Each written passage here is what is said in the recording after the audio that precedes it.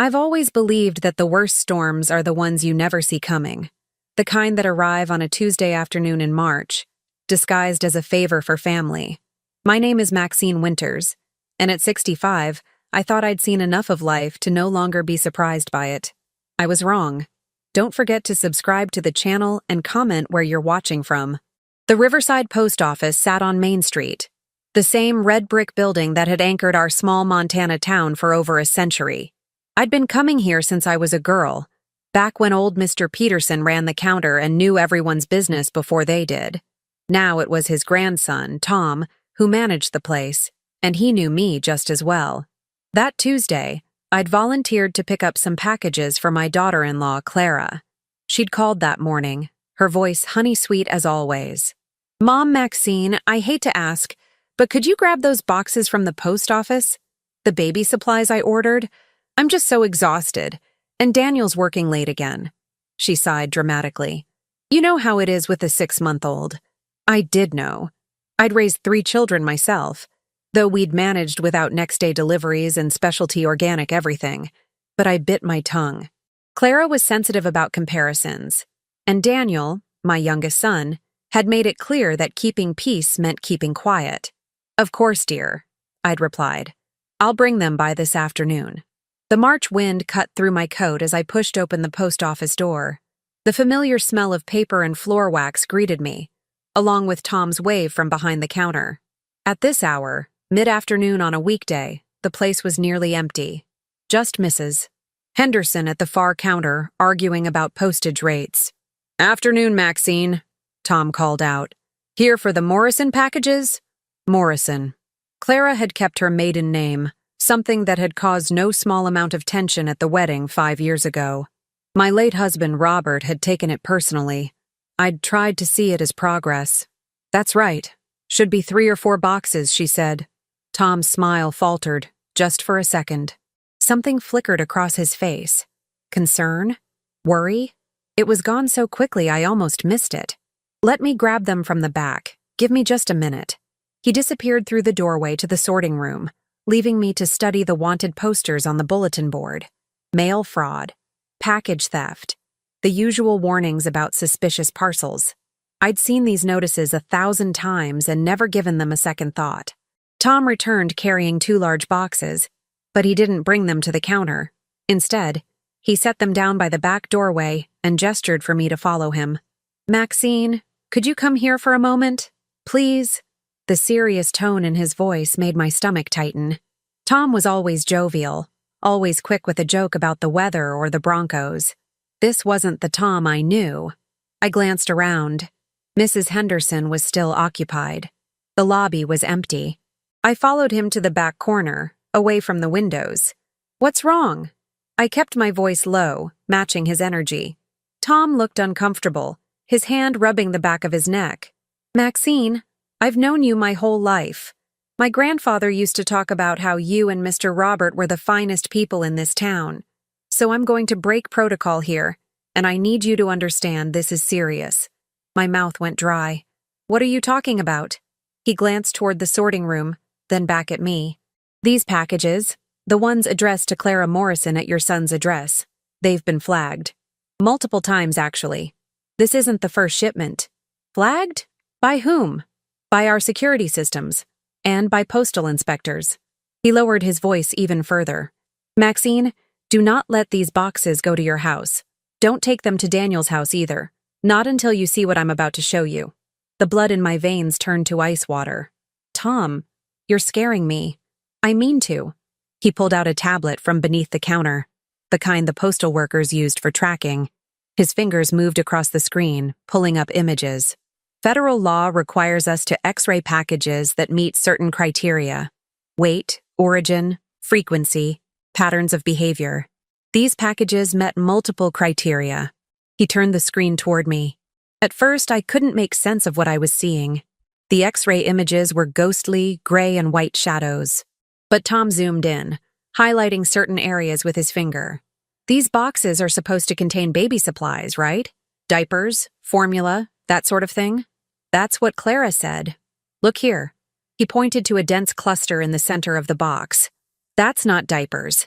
And here, See these uniform shapes? Those are bottles, but not baby bottles. Look at the size, the density. I squinted at the screen. The bottles were small, tightly packed, arranged in careful rows. Around them, padding of some kind, but the bottles themselves were unmistakable. What are they? Tom's jaw tightened. I can't say for certain without opening them, which I'm not authorized to do. But, Maxine, I've been doing this job for 15 years. I've seen these patterns before. The shape, the density, the way they're packed. These are pharmaceutical bottles. Pills, most likely. The room tilted slightly. I gripped the edge of the counter. There must be some mistake. There's more. He swiped to another image. This is from a package 2 weeks ago. Same shipper, same destination. And this one from a month before that. 6 packages total in the last 3 months, all with similar contents. All addressed to your daughter-in-law.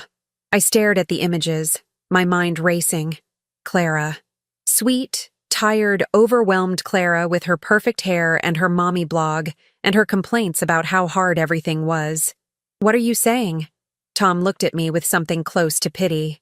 I'm saying these packages are suspicious enough that I've already filed a report with postal inspectors. They'll be investigating. But Maxine, you're listed as an alternate recipient on the address. You've picked up packages before. If you take these home, if you deliver them, you become part of the chain of custody.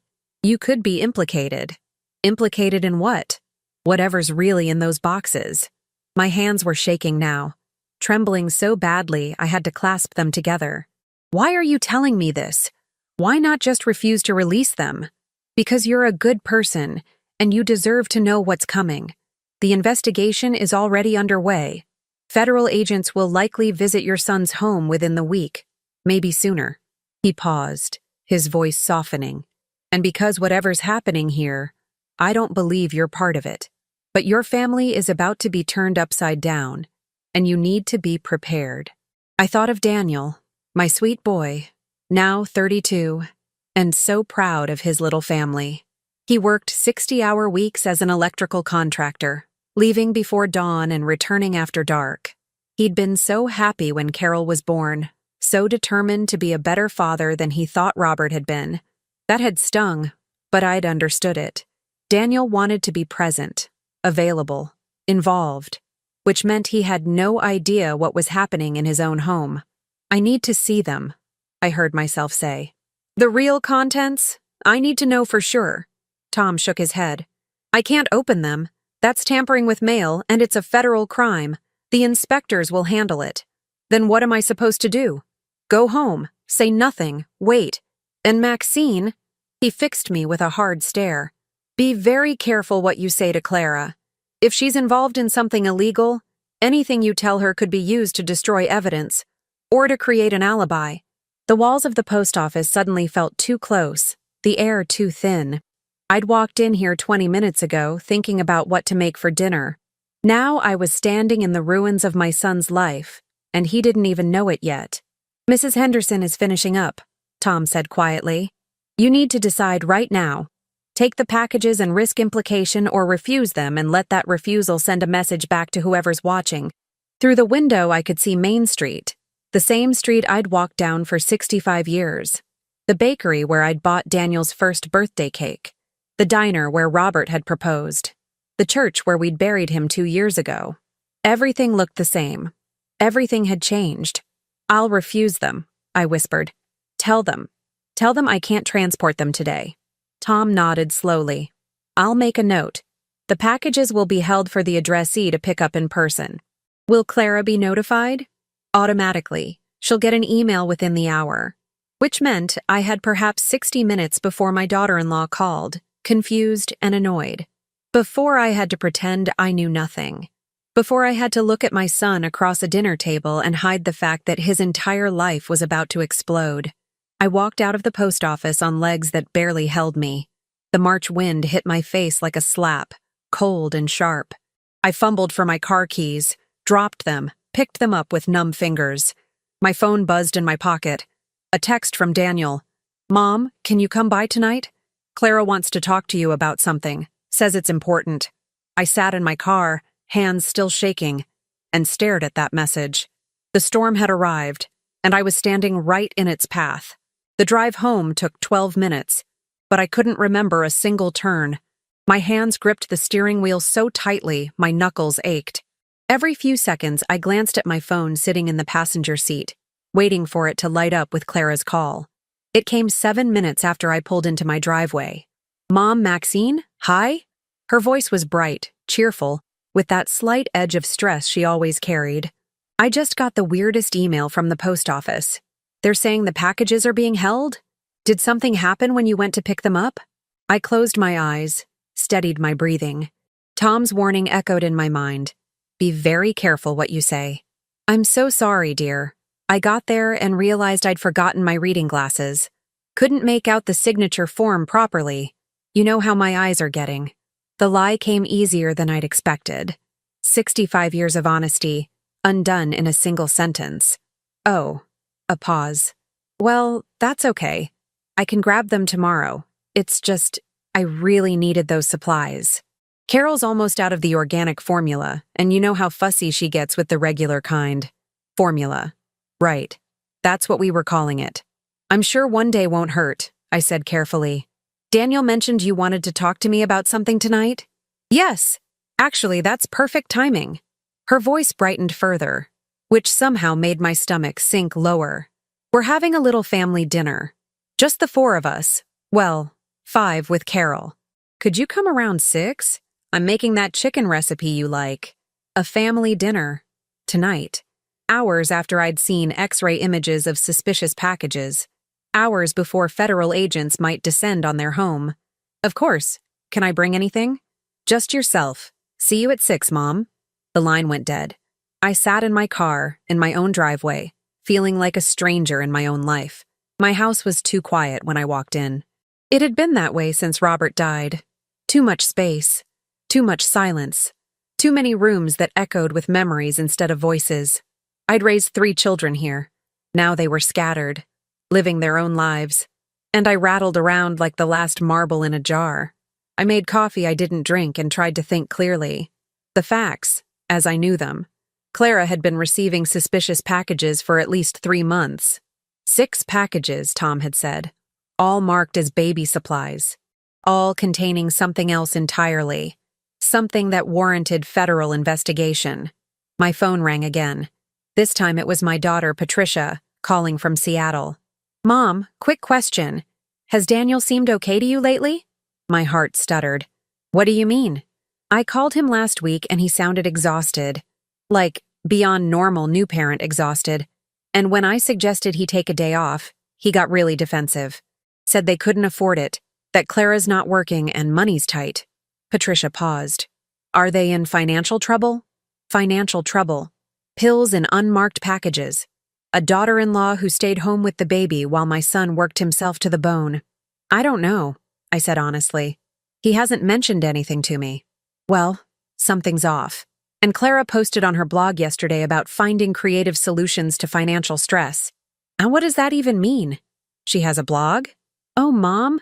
"Yes, it's all about natural parenting and holistic living, and honestly, it's mostly product advertisements. But this post was different, vaguer. It made me uncomfortable. After we hung up, I sat at my kitchen table and did something I'd never done before. I looked up my daughter-in-law's blog. It took me 10 minutes to figure out how to navigate the website. Clara's smiling face greeted me from the header, holding baby Carol against a backdrop of filtered sunlight. The blog was called Morris and Mama, Natural Living for Modern Families. I scrolled through posts about cloth diapers and homemade baby food, each one punctuated with links to products, discount codes, affiliate programs. The comments were full of other mothers praising Clara's dedication, her authenticity, her innovative approaches. Then I found yesterday's post. Patricia was right. It was different. "Sometimes motherhood means making hard choices," Clara had written. "Sometimes the system fails us, and we have to create our own solutions. I've found a community of mothers who understand that conventional paths don't work for everyone. If you're struggling, if you feel alone, if you're looking for alternatives, reach out. There are options you haven't considered. DM me."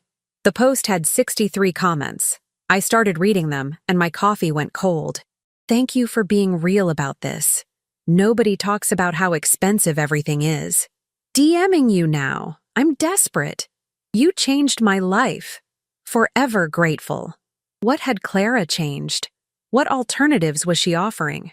I was still staring at the screen when my phone buzzed with a text from an unknown number. Mrs. Winters, this is Special Agent Caroline Foster with the U.S. Postal Inspection Service. I understand you attempted to collect packages today addressed to Clara Morrison. I need to speak with you before you have any contact with Mrs. Morrison or your son. This is urgent. Please call me at this number immediately. My hands started shaking again. A federal agent. It was real. This was actually happening. I called the number with trembling fingers. Mrs. Winters, thank you for calling back so quickly. The woman's voice was professional. Clipped. All business.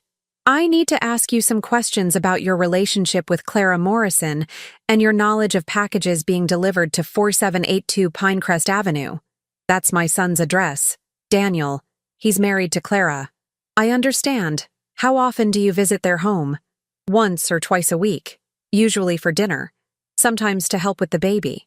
Have you ever seen packages being delivered? Specifically packages that Mrs. Morrison receives? I thought back over the past months. She gets a lot of packages. She's always ordering things online. Baby supplies mostly. She says it's easier than going to the store with Carol. Has she ever asked you to receive packages on her behalf? To accept deliveries when she's not home? No. Well, today was the first time she asked me to pick something up from the post office. There was a pause on the other end. I heard typing. Mrs. Winters, I need to be direct with you. Your daughter-in-law is currently under federal investigation for trafficking controlled substances through the U.S. mail. We have evidence of multiple shipments containing prescription medications, specifically opioids and anxiety medications, being sent to her address. These packages are disguised as legitimate baby supply orders. The room spun. I gripped the edge of the table. That's impossible. Clara wouldn't. She's a mother. She blogs about natural living, which makes her an effective cover. Mrs. Winters, we believe she's running a resale operation. She receives the medications, repackages them, and sells them through online channels and personal networks. The Natural Living blog is likely a recruitment tool. Those comments. DM me. There are options you haven't considered. Does Daniel know? The question came out as a whisper. We don't believe so. Your son works long hours, correct? He's rarely home during the day when deliveries occur? He leaves at 5 in the morning, sometimes doesn't get home until 8 at night. Then he's likely unaware. But Mrs. Winters, we need your cooperation. We cannot move forward with our investigation if family members interfere or warn Mrs. Morrison that she's under scrutiny. Tonight, when you go to dinner, you cannot give any indication that you know about the packages or the investigation. Can you do that? Could I? Could I sit across from my son and his wife, hold my granddaughter, and pretend everything was normal while knowing federal agents were building a case against her mother? What happens if I refuse to go to dinner? That might alert her that something's wrong. Sudden changes in routine, canceled plans, these can trigger suspects to destroy evidence or flee. We need you to maintain normal behavior for just a few more days. Can you do that? A few more days of lies. A few more days of watching Daniel smile at his wife while she committed federal crimes under his roof. What if she asks me to pick up more packages? Refuse politely. Make excuses. But do not, under any circumstances, take possession of any packages addressed to her. That could implicate you as an accessory. After the agent hung up, I sat in my kitchen for a long time, watching the afternoon light fade through the windows. At 5:30, I forced myself to change clothes, to fix my hair, to practice my smile in the mirror. I had to be normal. I had to be the mother-in-law who brought dessert and doted on the baby and asked harmless questions about sleep schedules. I had to forget that I'd seen those X-ray images. The drive to Daniel's house took 15 minutes. Their neighborhood was newer, built on what used to be farmland on the edge of town. Cookie-cutter houses with 2-car garages and small yards. The kind of place young families aspired to. Clara answered the door with Carol on her hip. She looked tired but beautiful, her blonde hair pulled back in a messy bun, wearing yoga pants and an oversized sweater. She could have been an advertisement for effortless motherhood. Mom, Maxine, come in, come in. Dinner's almost ready. The house smelled like roasted chicken and herbs. Everything looked normal. Tidy living room. Toys scattered artfully across the carpet. Photos of Carol's first months covering the walls. Daniel emerged from the kitchen, wiping his hands on a dish towel. He looked exhausted. Dark circles under his eyes, shoulders slumped with fatigue. But he smiled when he saw me, and my heart broke a little. Hey, Mom. Thanks for coming. We sat down to dinner, the four of us around their small dining table. Carol dozed in a bouncer nearby. Clara served the chicken with roasted vegetables, poured wine, played the perfect hostess. So, she said brightly, once we'd all filled our plates, I wanted to talk to you about something exciting. Daniel glanced at her, surprised. Apparently, he didn't know what this dinner was really about either. Clara reached over and squeezed his hand. We've been talking about our finances, trying to figure out how we can make things easier. And I've been building my blog, and it's actually starting to generate real income. That's wonderful, dear, I said, my voice steady despite the nausea rising in my throat. So wonderful that we're thinking about expanding, maybe turning it into a real business, a consulting service for other mothers who are struggling. She looked at me with wide, earnest eyes. And Mom, Maxine, I was hoping you might want to invest. Be a partner. Help us grow something really special. The room went silent except for Carol's soft breathing. Clara wanted my money. She wanted me invested, literally, in whatever operation she was running. Daniel was staring at his plate, clearly uncomfortable. We haven't really worked out all the details yet, he mumbled. But the potential is huge, Clara continued, her smile never wavering. I already have mothers reaching out to me every day, asking for help, looking for solutions. We could really make a difference, and make a good profit doing it.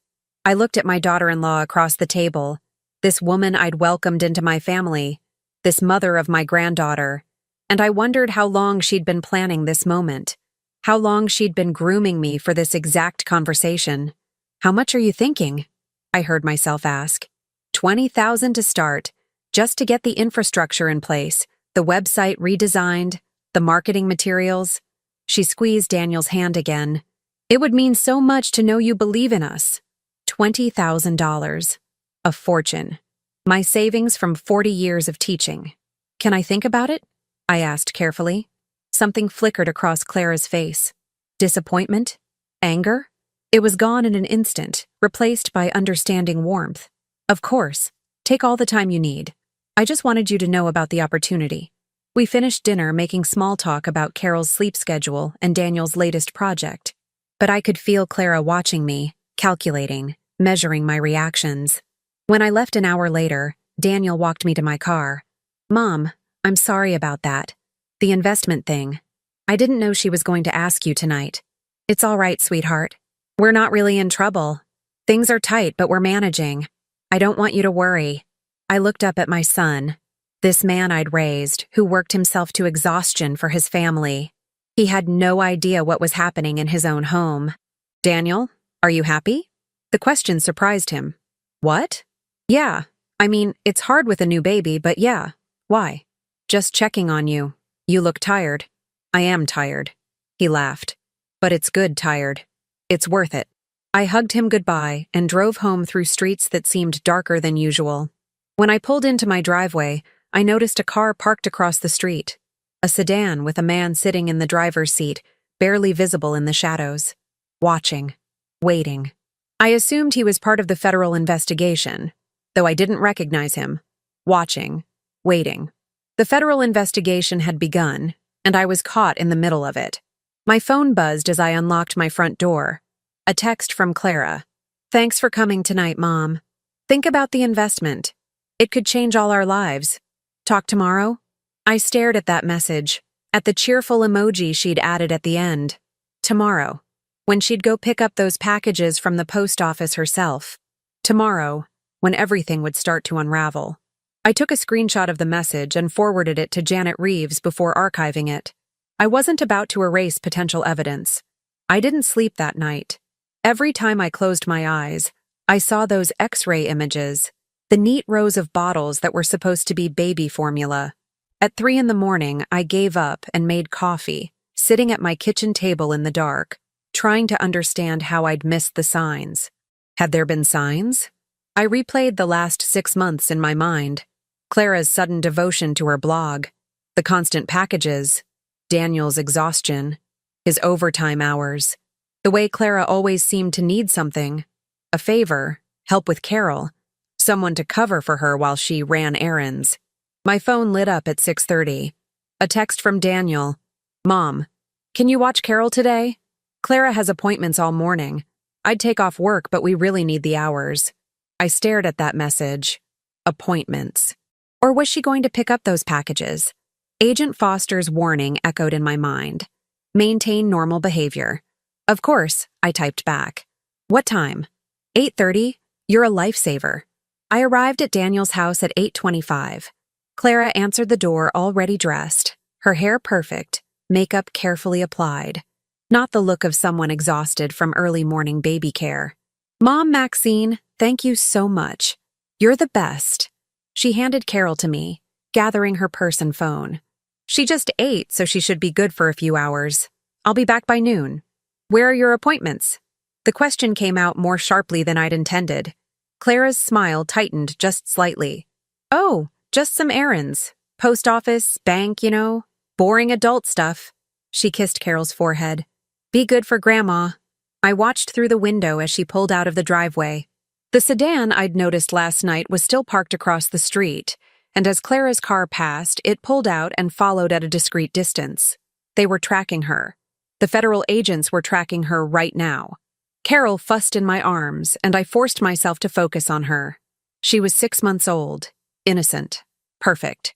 She had no idea her mother was driving to the post office to collect packages full of illegal drugs. She had no idea her whole world was about to collapse. I fed her, changed her, played with her toys on the living room floor, and while she napped, I did something I knew I shouldn't do. I started looking around the house. Not snooping, I told myself, just being observant. The kitchen was spotless, everything in its place. Bills stacked neatly on the counter, electric, water, credit cards. I didn't look at the amounts, but I noticed they were marked paid in Clara's handwriting. The living room revealed nothing unusual.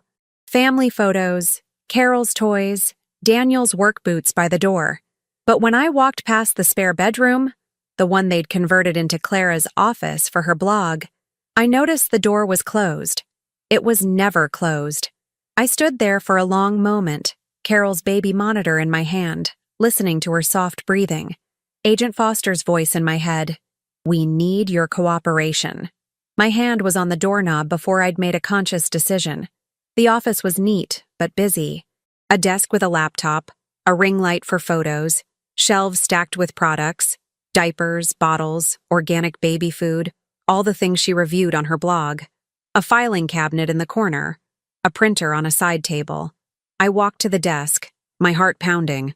The laptop was closed, password protected probably, but next to it was a notebook, open to a page filled with Clara's handwriting.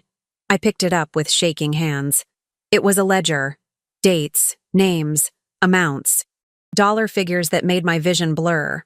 K. Patterson, $340, delivered M. Walsh, $520, pending J. Brooks, $680, paid. The list went on for pages, dozens of names, thousands of dollars. Next to some entries were abbreviations: Ox 30, Zan Tu Miao, Perk 10. I wasn't naive. I knew what those meant. Oxycodone, Xanax, Percocet. My daughter-in-law was a drug dealer. I heard a car door slam outside and nearly dropped the notebook. I shoved it back onto the desk, exactly as I'd found it, and rushed out of the office, closing the door behind me. Through the front window, I saw Clara getting out of her car, carrying 2 large boxes, the packages from the post office. I was sitting on the couch with my knitting when she walked in, trying to look calm despite my racing heart. "Hey, how was she?" Clara set the boxes down by the door, her voice bright, cheerful. "Perfect angel. Napped for an hour." "Great. I'll just put these away and then we can have some tea if you want." "Actually, I should get going. I have a doctor's appointment this afternoon." Another lie. They were coming easier now. Something shifted in Clara's expression. "You've been to the doctor a lot lately. Is everything okay?" "Just routine checkups. You know how it is at my age." She studied me for a moment too long, and I had the unsettling feeling that she knew I was lying, that she could see right through me. "Well, don't forget to think about the investment opportunity.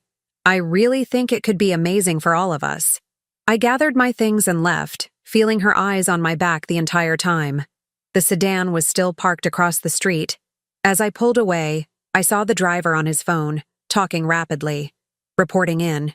I drove straight home, locked my doors, and called Agent Foster. "Mrs. Winters, are you all right? You sound distressed." I was at their house, watching Carol, and I looked in Clara's office. The words tumbled out. "There's a notebook. A ledger with names and amounts and drug abbreviations, dozens of transactions, maybe hundreds. Did you take photos?" "No, I didn't think." I heard her coming back and I panicked. "It's okay. You did well. That information confirms what we suspected. Mrs. Winters, we're moving faster than anticipated. Mrs. Morrison picked up the packages this morning. Our agents observed her retrieving them. We have enough evidence now to move forward." "Move forward how?" "We'll be executing a search warrant within the next 48 hours. I need you to stay away from their house during that time. Do not visit. Do not call. Do not give any indication that something's about to happen." "What about Daniel? He doesn't know anything about this. It will destroy him." "We're aware of that. We'll do everything we can to minimize his exposure. But Mrs. Winters, you need to prepare yourself. This is going to get very difficult. Very quickly." She was right. It got difficult faster than either of us expected. That evening, Patricia called again. She was crying. "Mom, something's wrong." I called Daniel, and Clara answered his phone. She said he couldn't talk, that he was dealing with family business. Then she said, Patricia's voice broke. She said maybe our family needs to learn to trust each other more. What does that even mean? Ice flooded my veins. "When did this happen?" 20 minutes ago. Mom, she sounded weird, angry, not like herself at all. After we hung up, I tried calling Daniel directly. It went straight to voicemail. I tried the house phone. No answer. I was still staring at my phone when it rang. Daniel's number. I answered immediately. "Daniel, are you okay?" "Mom." His voice was tight, controlled. "We need to talk. Can you come over? Now?" "Of course. What's wrong?" "Just come. Please." The drive to their house felt like moving through water. Everything was slower, heavier, wrong. The sedan was gone from across the street. That couldn't be good. Daniel answered the door. His face was pale, his eyes red-rimmed. He'd been crying. "Come in," he said quietly. Clara was sitting on the couch, arms crossed, her expression cold and hard. This wasn't the sweet, tired mother I'd seen that morning. This was someone else entirely. "Sit down, Mom Maxine." Her voice was ice. I sat in the chair across from them, my purse clutched in my lap. Daniel wouldn't look at me. "Mom, Clara told me something today, something I can't quite believe." "Daniel," Clara started. "No, I need to hear it from her." He finally looked up at me, and the hurt in his eyes was devastating. "Did you tell the postal inspector to flag Clara's packages? Did you file some kind of complaint?" The room tilted. "What? No. I never—" "Because Tom Peterson called me today," Daniel continued, his voice shaking. "He said federal agents came to the post office this morning, asking questions about packages addressed to our house. And the only person who knew about those packages, who tried to pick them up yesterday, was you." Clara leaned forward. "He said you were there yesterday, asking questions about my deliveries, getting suspicious. Then suddenly there are federal investigators involved?" She shook her head slowly. "That's quite a coincidence, don't you think?" I couldn't get the words out. She'd twisted everything, made me the villain.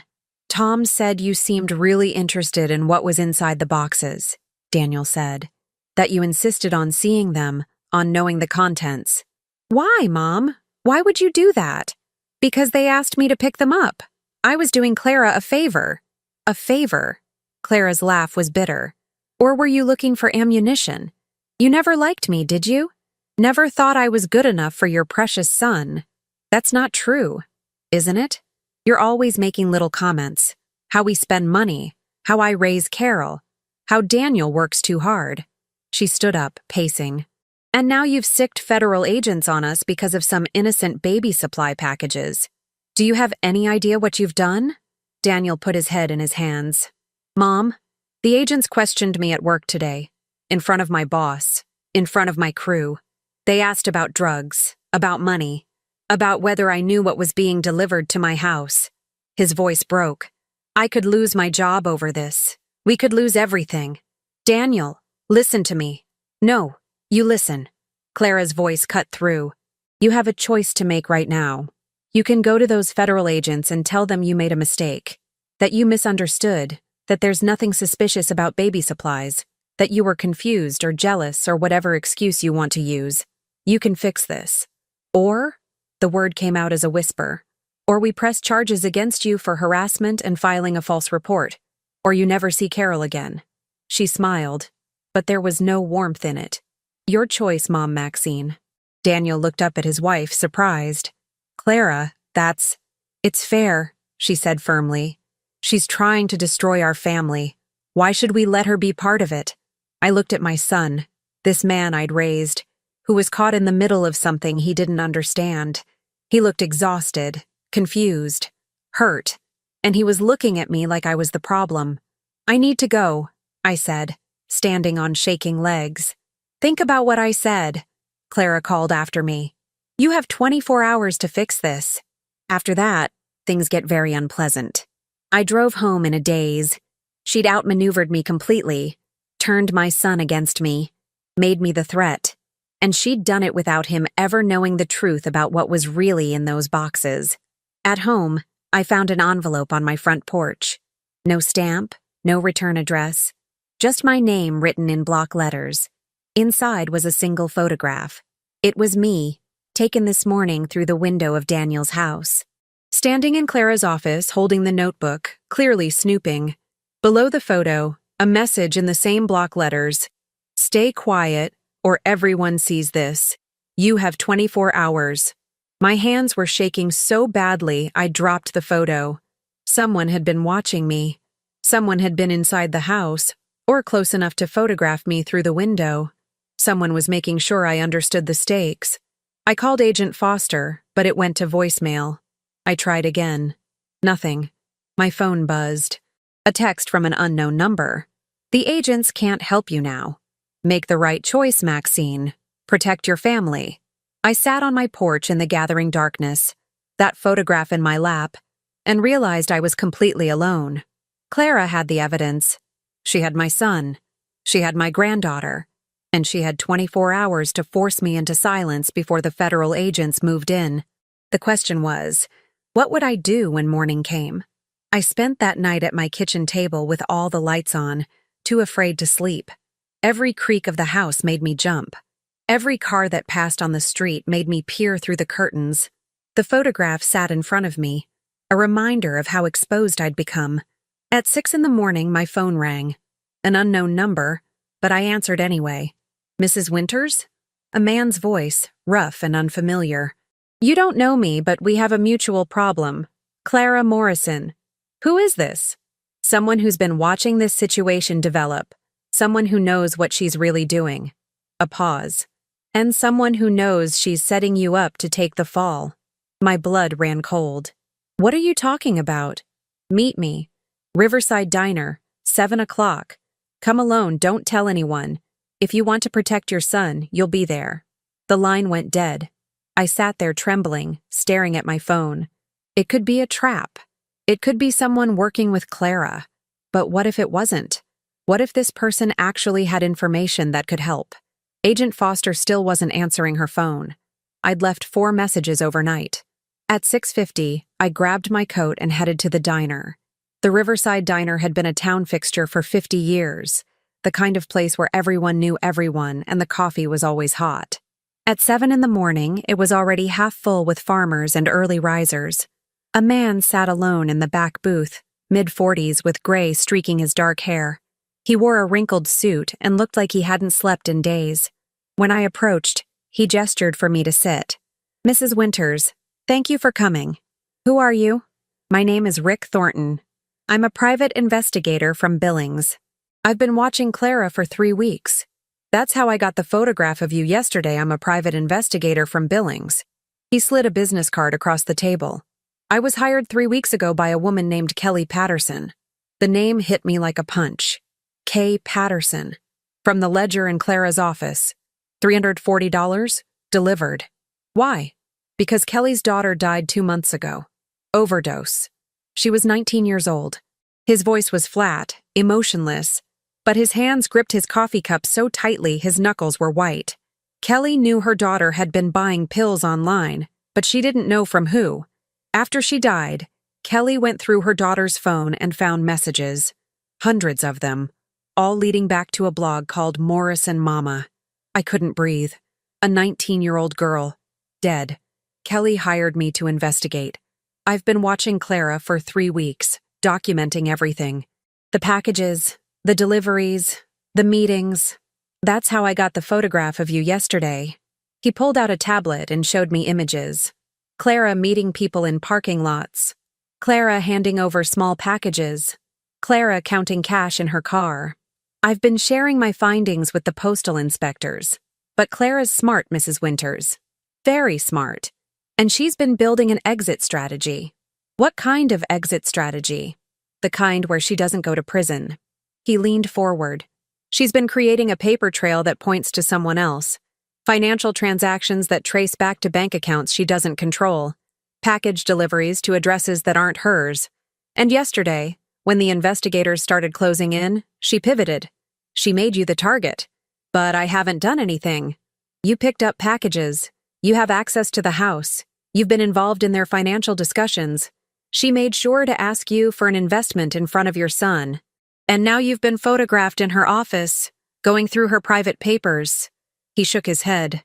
If she plays this right, she can claim you were the one receiving and distributing the drugs, that you used her address and her name, that you manipulated her blog to recruit customers, and your son will believe her because she's his wife, the mother of his child. The diner suddenly felt too small, too hot. Nobody would believe that. Wouldn't they? You're a retired teacher on a fixed income. She'll say you needed money, that you took advantage of her home business, her online presence. She'll paint herself as the victim, the young mother who trusted her mother-in-law and got betrayed. He pulled out more documents. Look at these bank records. 3 months ago, someone opened an account in your name. It's been receiving deposits from various sources. Small amounts, irregular patterns, classic money laundering. I never opened any account. I know, but she did. Using your information, your social security number, your date of birth, all things she'd have access to as family. He spread the papers across the table. Mrs. Winters, you're being framed, systematically and carefully. And you have maybe 12 hours before the federal agents execute their search warrant and find all the evidence she's planted. I felt the walls closing in. Why are you helping me? Because Kelly Patterson's daughter is dead and Clara Morrison needs to pay for it. Not you. Not some innocent grandmother who got caught in the middle. His jaw tightened. And because I have a daughter too. If someone did this to my family, I'd want someone to fight back. What do I do? First, you stop trying to reach Agent Foster. She's not answering because she can't. The investigation has entered a critical phase. They're not communicating with civilian witnesses right now. But I have information that they won't believe without proof. Clara will have explanations for everything. She's had months to prepare. He pulled out a small device, looked like a thumb drive. This has copies of all my investigation files. Everything I've documented. You need to get this to someone who can use it. Who? There's a federal prosecutor in Billings, Janet Reeves. She specializes in drug trafficking cases. She's not part of the postal investigation, which means Clara doesn't know about her. Call her office, tell her Kelly Patterson sent you, and get her these files. She'll know what to do. I took the drive with shaking hands. What about the photograph? Clara threatened me. She's bluffing. If she releases that photo, she tips her hand too early. She needs you quiet, but not panicked. She's counting on you being too scared to act. He stood up. Don't be scared, Mrs. Winters. Be angry. And be smart. After he left, I sat in that booth for another 20 minutes, trying to steady myself. Kelly Patterson's daughter, 19 years old. How many others had there been? How many people had Clara hurt while I'd been watching Carol and bringing casseroles to family dinners? My phone buzzed. A text from Daniel. Mom, we need to talk. Can you come by this afternoon? Please, it's important. Another summons, another interrogation. But this time, I wasn't going in unprepared. I drove to Billings, an hour away, and found Janet Reeves's office in a federal building downtown. Her secretary tried to turn me away. Ms. Reeves was in meetings all morning, but I planted myself in a chair and refused to leave. Tell her it's about Kelly Patterson's daughter. Tell her it's about Morris and Mama. Tell her I have evidence. 30 minutes later, I was sitting in a conference room with Janet Reeves and 2 other federal attorneys, watching them review Rick Thornton's files. Janet was a woman in her 50s, sharp-eyed and no-nonsense. She listened to my entire story without interrupting, taking notes on a legal pad. Mrs. Winters, what you're describing is consistent with a sophisticated drug trafficking operation. Your daughter-in-law has been running what we call a gray market pharmacy, using legitimate-looking fronts to distribute controlled substances. Can you stop her? We can. But we need to coordinate with the postal inspectors, and we need to move carefully. If Clara suspects we're closing in, she'll destroy evidence or flee. Janet exchanged glances with her colleagues. You said she gave you a 24-hour deadline. That was last night? Yes. She wants me to tell the investigators it was all a misunderstanding. And if you don't, she'll make sure I never see my granddaughter again. And she'll press charges against me for harassment. Janet tapped her pen against her notepad. Those are empty threats legally, but emotionally they're effective. She's isolating you from your support system. She leaned forward. Mrs. Winters, I need you to do something very difficult. I need you to go to that meeting with your son this afternoon. I need you to let Clara think she's won, that you're going to cooperate. Can you do that? You want me to lie to Daniel? I want you to buy us time. We're going to accelerate the investigation timeline, but we need 48 hours to coordinate everything properly. If Clara thinks you're complying, she'll relax. She'll make mistakes. And that's when we'll move in. One of the other attorneys spoke up. We'll also get an emergency order to freeze those fraudulent bank accounts. We can prove they weren't opened by you. That will eliminate one piece of her evidence. But what about Daniel? He thinks I'm the problem. He thinks I'm trying to hurt his family. Janet's expression softened. Your son is going to go through something very traumatic in the next few days. His wife will be arrested. His home will be searched. His life will be upended. And yes, he's going to have questions about why you didn't warn him. She paused. But Mrs. Winters, if you warn him now, you give Clara time to manipulate him further, to take Carol and disappear, to destroy evidence. You have to trust that when the truth comes out, your son will understand you were protecting him. I drove back to Riverside in a fog, Janet's words echoing in my mind. 48 hours. 2 more days of lies. At 3 o'clock, I pulled into Daniel's driveway. Both their cars were there.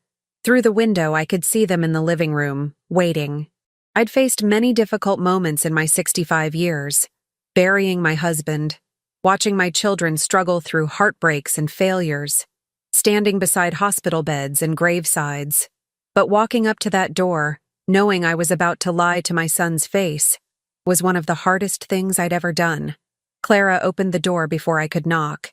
She was smiling, but her eyes were cold and calculating. Mom Maxine, so glad you could make it. Come in. Daniel sat on the couch, looking exhausted. Carol was in her playpen, babbling happily, oblivious to the tension. I've been thinking, I said carefully, about what you said yesterday, about the misunderstanding with the packages. Clara's smile widened. And I think maybe I overreacted. I was confused, and Tom Peterson can be very dramatic about security protocols. I may have given the wrong impression. So you'll talk to the investigators? Tell them there's nothing suspicious? If they contact me, yes. I'll clarify that everything was just a misunderstanding. I saw Daniel's shoulders relax slightly. He wanted to believe me. He wanted this nightmare to be over. Clara, though, was watching me more carefully. And the investment we discussed, the 20,000? This was the test. She wanted to see how far I'd go. I'll think about it, but these things take time. I need to talk to my financial advisor, make sure I'm not putting my retirement at risk. Of course, I understand. But her eyes said she didn't quite believe me. You know, Mom Maxine, I'm really glad we're working this out. Family is so important, don't you think? We need to trust each other, support each other. Absolutely. Because if we can't trust family, who can we trust? She picked up Carol, holding her close. I'd hate for Carol to grow up thinking her grandmother didn't care about her. That would be so sad. The threat was clear. Play along or lose access to your granddaughter. I spent another hour there, drinking tea I didn't want, discussing baby milestones I could barely focus on. All while Clara watched me like a hawk watching a mouse, looking for any sign of deception. When I finally left, Daniel walked me to my car again. Mom, thank you. For understanding. For being reasonable. He hugged me tightly. I know Clara can be intense sometimes, but she's just protective of our family. You understand, right? I understand, I said. And it was the truest thing I'd said all day. I understood that my son was married to a criminal, that he'd been deceived and manipulated, that his entire life was built on lies, and I understood that in 48 hours, that life was going to explode. I drove home as the sun set, painting the Montana sky in shades of red and gold, beautiful and terrible at the same time. My phone rang as I pulled into my driveway. Janet Reeves. Mrs. Winters, we've coordinated with the postal inspectors. The search warrant will be executed Thursday morning at 6 a.m. Can you make sure you're nowhere near their house at that time? Of course. And Mrs. Winters? You did the right thing today. I know it doesn't feel like it, but you did. After she hung up, I sat in my car and let myself cry for the first time since this nightmare began. For Daniel, who was about to lose everything. For Carol, who'd grow up with a mother in prison. For myself, for having to watch it all happen. But mostly, I cried for Kelly Patterson's daughter, and for all the others I hadn't been able to save. Thursday morning was 36 hours away. I just had to hold on until then. My phone buzzed one more time. A text from Clara. See? I knew we could work this out. Welcome back to the family, Mom Maxine. That heart emoji felt like a knife. I deleted the message and went inside, locking every door, checking every window. 2 more days. Then the truth would finally come out. Thursday morning arrived cold and gray, the kind of dawn that makes you pull your coat tighter and wish you were anywhere else. I'd been awake since 4, sitting at my kitchen table with a cup of coffee I couldn't drink, watching the clock tick toward 6 a.m. At 5:50, my phone rang. Janet Reeves. Mrs. Winters, the team is in position. They'll execute the warrant in 10 minutes. I want you to stay on the line with me. Don't go to the house. Don't call Daniel. Just stay where you are. What about Carol? She'll be there. She'll be so scared. There's a child welfare specialist with the team. They're trained for this. Carol will be protected.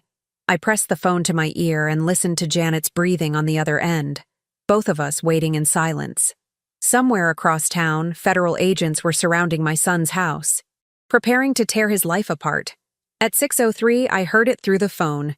Janet was monitoring the operation remotely, shouting, "Federal agents, search warrant," the sound of a door being breached, then Carol crying, Daniel's voice, confused and angry, and Clara screaming, "Mrs. Winters, I need to go. Stay by your phone. Someone will call you within the hour." The line went dead. I sat there in my silent house, shaking, while across town my son's world collapsed. The call came at 6:45. Agent Foster. Finally. "Mrs. Winters, we've secured the scene. We've found substantial evidence.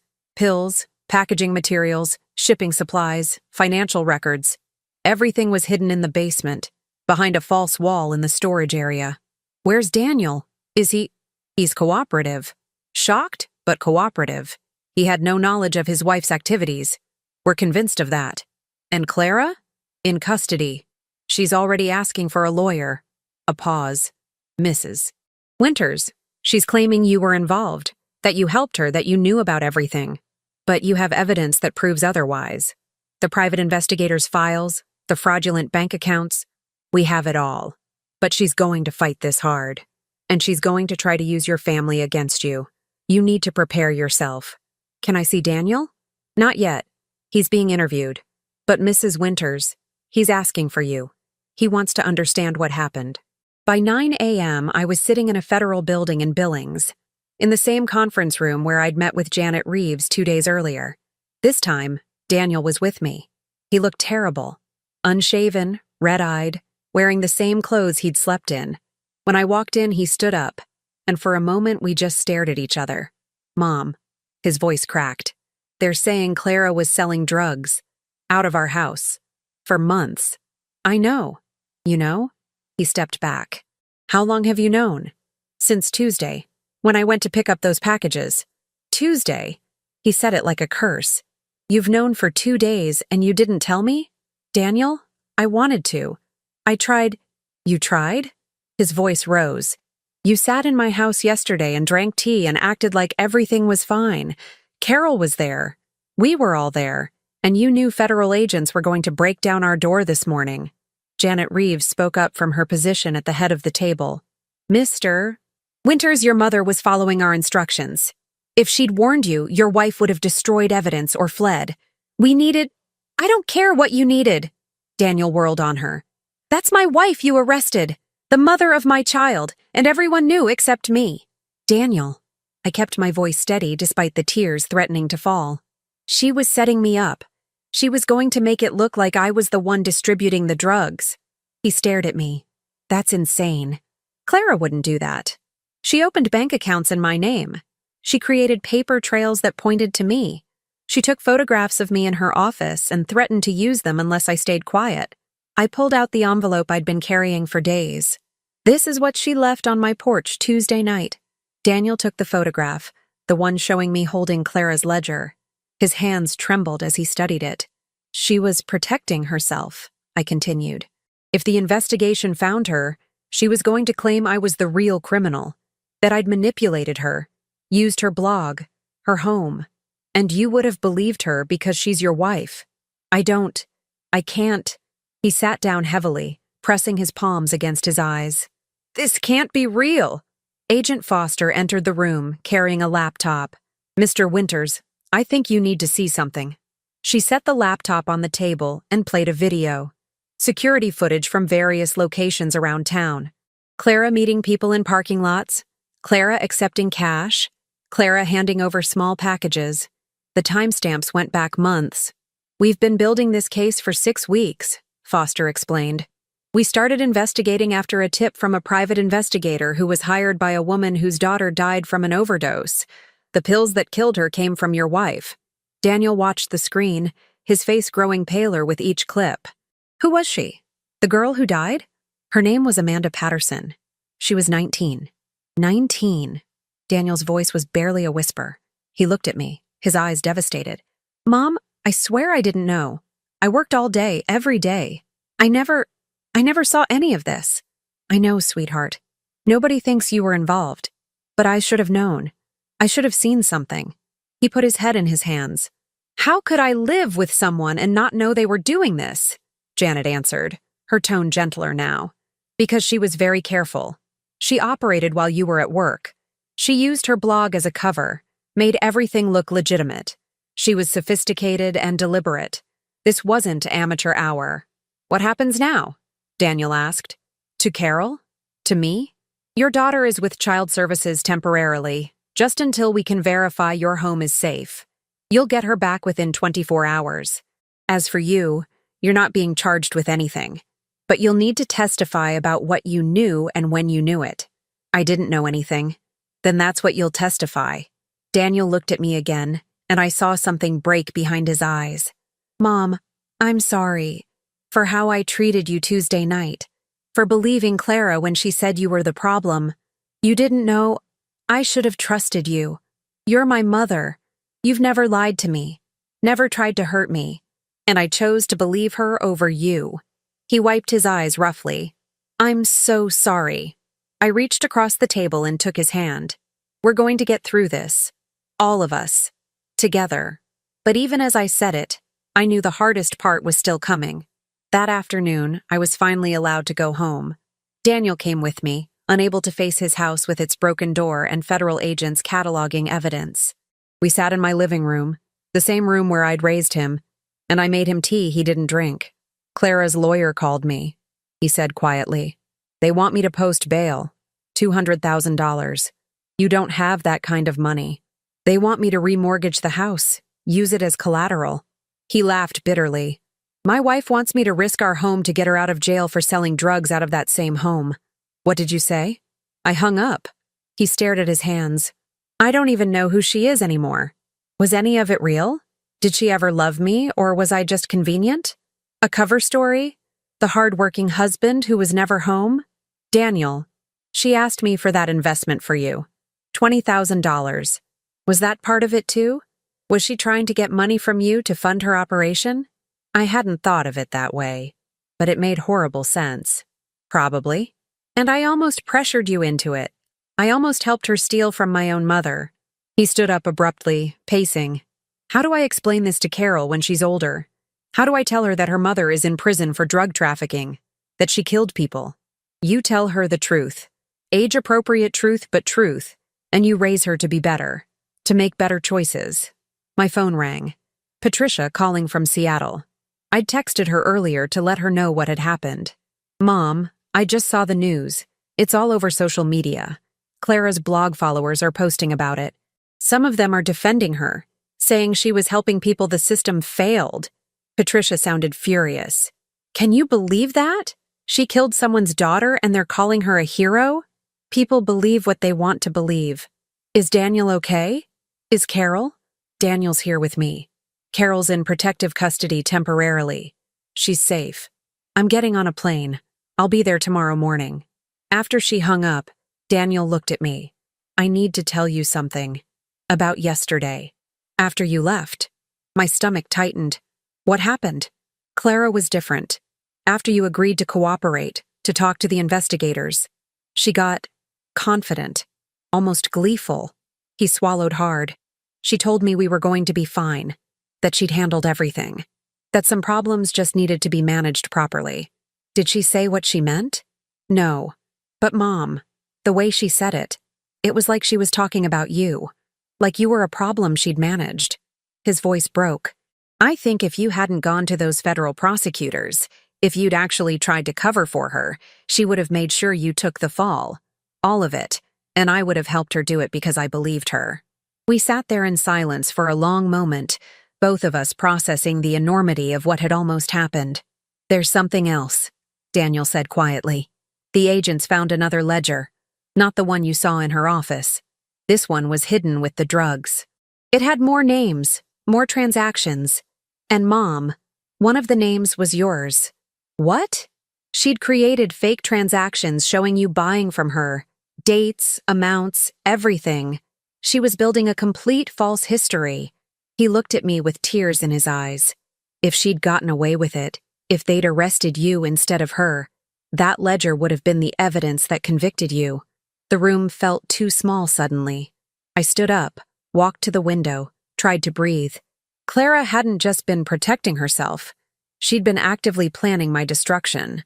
While I'd been watching Carol, bringing casseroles, being family, she'd been forging documents that would send me to prison. How long? I asked. How long was she planning this?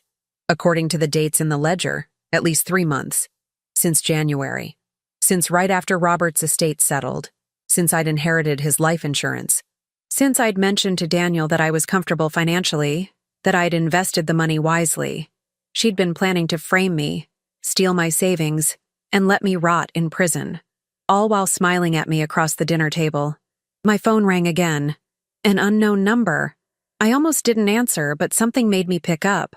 Mrs. Winters? This is Kelly Patterson. The investigator, Rick Thornton, gave me your number. I hope that's okay. The mother of the girl who died. My throat tightened. Of course. I wanted to thank you for helping catch her, for doing what I couldn't do. Her voice was thick with emotion. Amanda would have been 20 next month. We were going to take her to New York, see a Broadway show. She loved theater. I'm so sorry for your loss. They tell me Clara had been selling to her for 8 months, that she targeted vulnerable young people through social media, made them think she was helping them. Kelly's voice hardened. I want to testify. When this goes to trial, I want to look her in the face and tell her what she took from me. You'll get that chance. After we hung up, I looked at Daniel. He'd been listening to my side of the conversation, and now he looked ill. That could have been Carol, he whispered. If Clara had been caught later, if Carol had grown up with her, learned from her, that could have been our daughter in 20 years. But it won't be, because you'll raise her differently. Better. Will I? He looked at me desperately. How do I know I won't miss the signs again? How do I trust myself after this? You learn. You grow. You accept help from people who love you. I sat beside him. And you remember that you're not alone. You have family. Real family. Not the kind that manipulates and betrays, but the kind that fights for each other. The sun was setting outside, casting long shadows across my living room. Tomorrow would bring more questions, more interviews, more painful revelations. But tonight, my son was safe under my roof, and my granddaughter was protected, and the woman who'd tried to destroy us all was behind bars. Mom? Daniel's voice was small, like he was a child again. Can I stay here tonight? I can't go back to that house. Not yet. Of course. This is your home. It always has been. We sat together in the gathering darkness, two people trying to understand how to rebuild a life from ruins. But at least we were rebuilding together. And that was something Clara's manipulation could never take away. 3 months later, I stood in a courthouse in Billings, watching Clara Morrison being led into the courtroom in handcuffs. She'd lost weight, her blonde hair now pulled back severely, her expensive clothes replaced with a standard orange jumpsuit. But her eyes were the same, calculating, cold, searching the room for weaknesses. When her gaze found mine, something flickered across her face. Anger, maybe. Or perhaps surprise that I was still standing, still fighting, still here. I didn't look away. Daniel sat beside me, Patricia on his other side. Carol was with a babysitter, safe and innocent. Too young to remember any of this. That was a mercy, at least. The proceedings had been long and complicated. Clara's lawyer had tried every angle, claiming entrapment, questioning the legality of the searches, attempting to suppress evidence. But the case against her was overwhelming. The packages, the ledgers, the bank records, the testimony from dozens of buyers, and the fraudulent accounts she'd opened in my name, which had been the final nail in her defense. Judge Nellie Dixon, a stern woman in her 60s, reviewed the plea agreement with clinical precision. Mrs. Morrison, you are pleading guilty to conspiracy to distribute controlled substances, mail fraud, identity theft, and money laundering. Do you understand these charges? Yes, Your Honor. Clara's voice was quiet, defeated. Her lawyer had finally convinced her that a trial would only result in a longer sentence. And you understand that in exchange for your guilty plea and cooperation in identifying your suppliers, the prosecution is recommending 15 years in federal prison with possibility of parole after 10? Yes, Your Honor. 15 years. Carol would be 16 when her mother got out. A whole childhood without her. The judge looked up from her papers. Before I accept this plea, does anyone wish to speak? Kelly Patterson stood from the back of the courtroom. She'd driven 5 hours to be here, carrying a photograph of her daughter. Your Honor, my name is Kelly Patterson. Clara Morrison sold the drugs that killed my daughter, Amanda. Her voice shook, but held strong. Amanda was 19 years old. She was studying theater at college. She had her whole life ahead of her. She started buying pills from Mrs. Morrison after finding her blog, thinking she was getting help for anxiety her doctor wouldn't treat. Within 6 months, she was addicted. Within 8 months, she was dead. Clara stared at the table in front of her, refusing to look up. Mrs. Morrison targeted vulnerable young people, Kelly continued. She used social media, mommy blogs, and the appearance of legitimacy to lure them in. She didn't care who she hurt as long as she made money. My daughter was just one of many. Kelly's voice broke. I want the court to know that these weren't victimless crimes. Every pill she sold, every package she sent, had the potential to destroy a family. Mine was destroyed. Others were too. The judge nodded solemnly. "Thank you, Mrs. Patterson. Does anyone else wish to speak?" I stood up.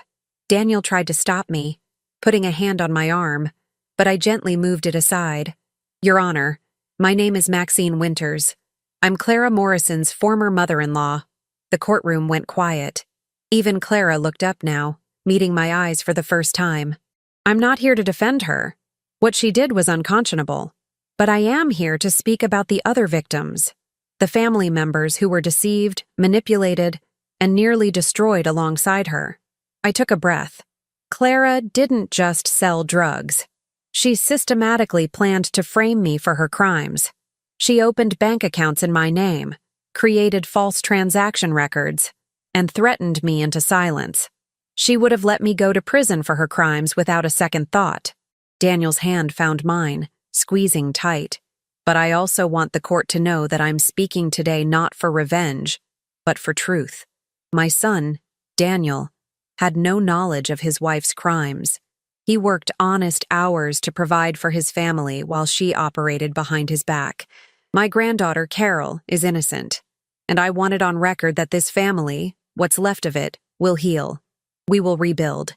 And we will make sure Carol grows up knowing the difference between right and wrong, between manipulation and love, between the easy path and the right one.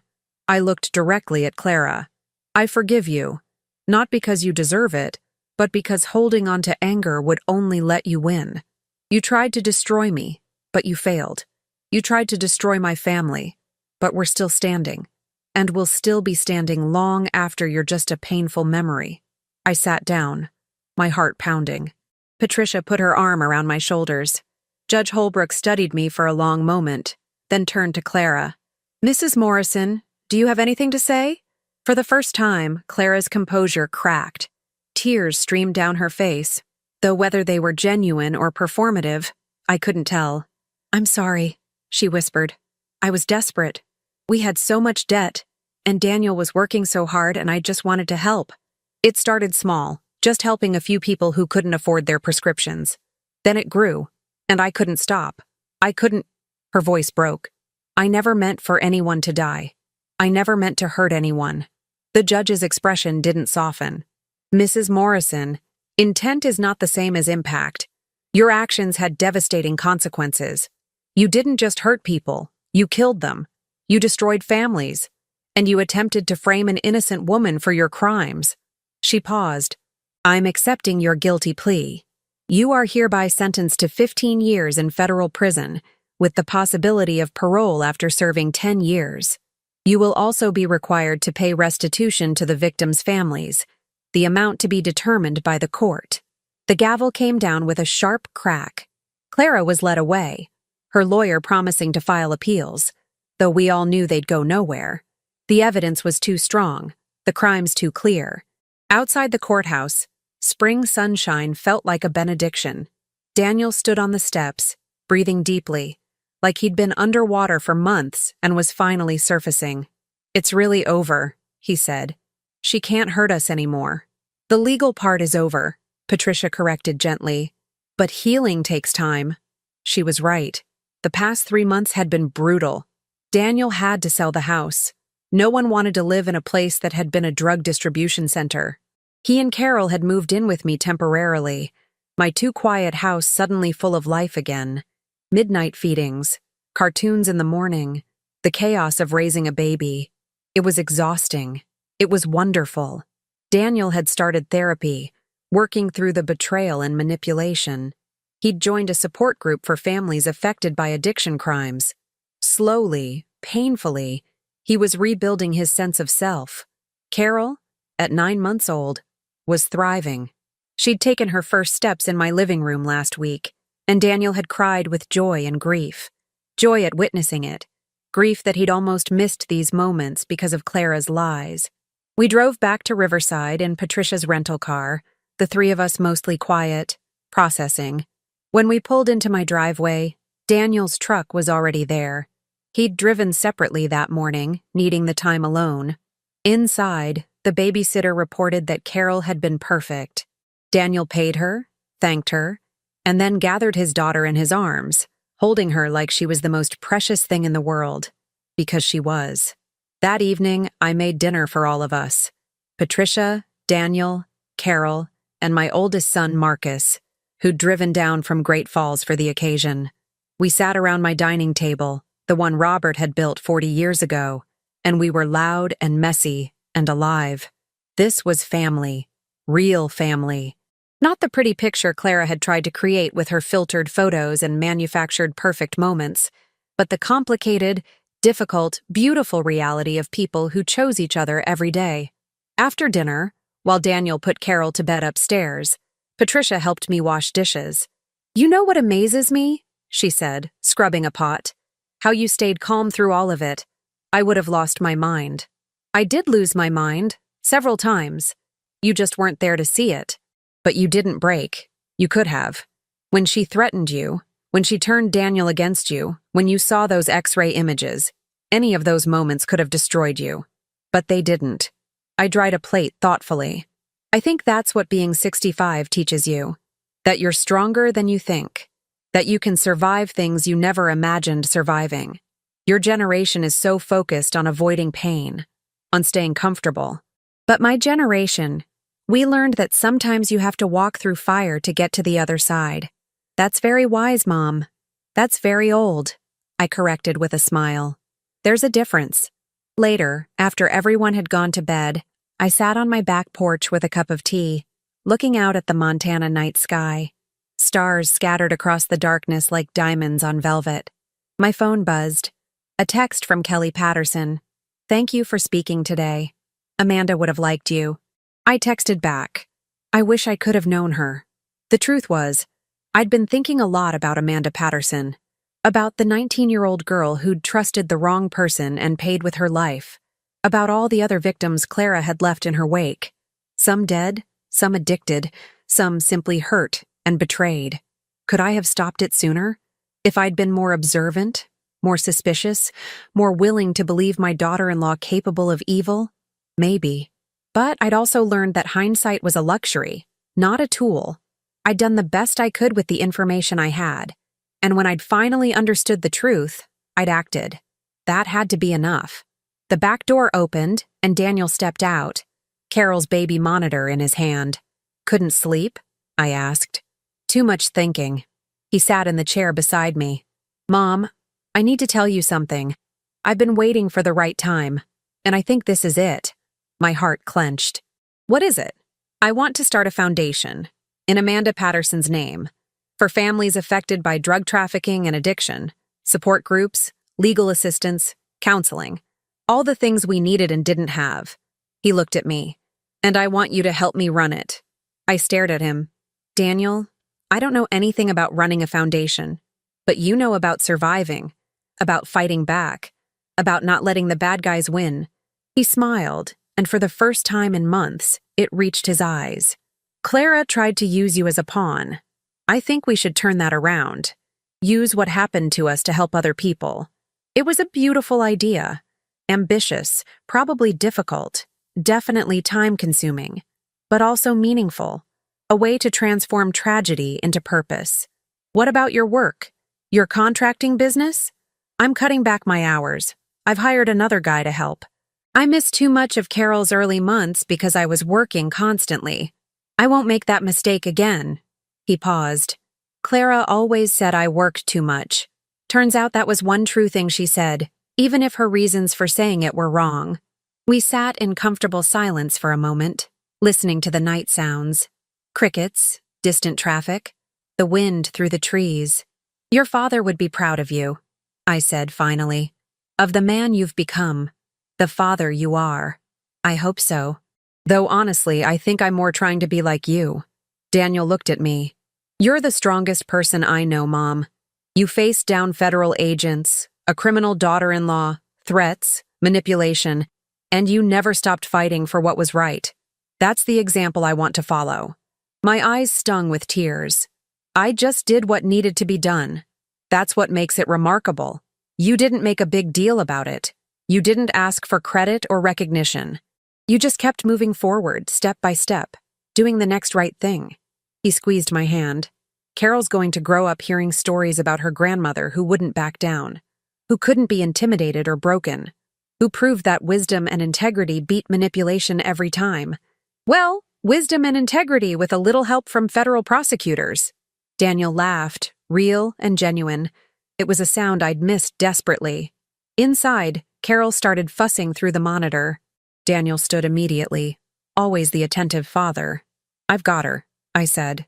"You've been on baby duty all day. Take a break." "Are you sure?" "I'm sure. Go relax. Maybe call that woman from your support group, the one you mentioned last week." He blushed. "Mom, I'm just saying, eventually you'll want to date again. And she sounds nice. A librarian with a 6-year-old daughter. Much better choice than the last one." He laughed again. Way too soon for that conversation. But I'll think about it. Someday.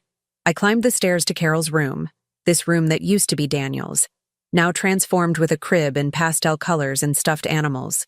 Carol stood in her crib, tears on her cheeks, arms reaching for me.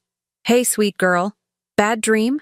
I picked her up, and she immediately settled against my shoulder, her little hand clutching my shirt.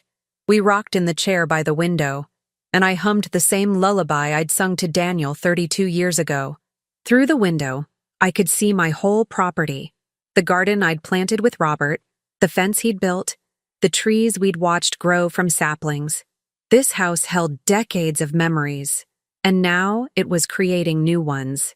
Carol's breathing evened out as she fell back asleep, but I held her a little longer, thinking about the journey we'd all been on, the packages that started it all, the secrets uncovered, the threats weathered, the family that emerged stronger on the other side. Clara had underestimated me. She'd seen a 65-year-old widow and assumed I'd be easy to manipulate, easy to frame, easy to destroy. She'd bet everything on my fear, my confusion, my desire to avoid conflict. She'd been wrong about all of it, because 65 years of life had taught me things that no amount of clever manipulation could overcome. I'd learned that patience was a weapon. That wisdom meant knowing when to act and when to wait. That real strength wasn't about force or intimidation. It was about refusing to be broken, even when everything seemed lost. I looked down at Carol's sleeping face, so peaceful and innocent. She'd grow up without her mother, and that would hurt. But she'd grow up with a father who loved her fiercely, an aunt who'd move mountains for her, uncles who'd teach her to be strong, and a grandmother who'd show her that age was power, not weakness. And maybe someday, when she was old enough to understand, I'd tell her this story, not to frighten her, but to teach her, to show her that the world could be dangerous and deceptive, but that courage and integrity and family could overcome anything. That truth always wins in the end, even when it takes a while to emerge. That villains don't always look like villains. Sometimes they look like smiling young mothers with perfect hair and mommy blogs. And that heroes don't always look like heroes either. Sometimes they look like ordinary grandmothers who simply refuse to let the bad guys win. I put Carol back in her crib, kissed her forehead, and went back downstairs. Tomorrow would bring new challenges. There always were challenges. But tonight, in this house full of family, with justice served and truth triumphant, I allowed myself to feel what I'd been too busy to feel for months. Pride. In myself, in Daniel, in all of us. Relief. That we'd survived, that Carol was safe, that the nightmare was over, and hope. That tomorrow would be better than today, and that we'd face it together. I made one more cup of tea and sat at my kitchen table, the same table where this whole thing had started with Tom's phone call about suspicious packages. Life had a funny way of circling back on itself. My phone buzzed. A text from Janet Reeves. "Congratulations on today. You did good, Maxine. You saved your family." I smiled and typed back, "We saved each other. That's what families do." Outside, the Montana night stretched on, full of stars and possibility. Inside, my house was full of the people I loved, sleeping safely under my roof. Clara Morrison was in prison, where she belonged. And I was exactly where I belonged too. Right here, in this life I'd fought so hard to protect. At 65, I'd learned my most important lesson yet, that the battles we fight aren't always the ones we choose, but how we fight them defines who we are. I'd fought with patience, wisdom, courage, and integrity, and I'd won. Not because I was stronger or smarter or more powerful than my opponent, but because I'd refused to compromise my values, even when it would have been easier, because I'd trusted the right people at the right time, and because I'd believed, even in the darkest moments, that truth and justice would prevail. They had, and now, finally, I could rest. Tomorrow would bring new challenges, but tonight, I had peace, and that was enough. Thank you for watching, and don't forget to check out the video on your screen right now. I'm sure it will surprise you.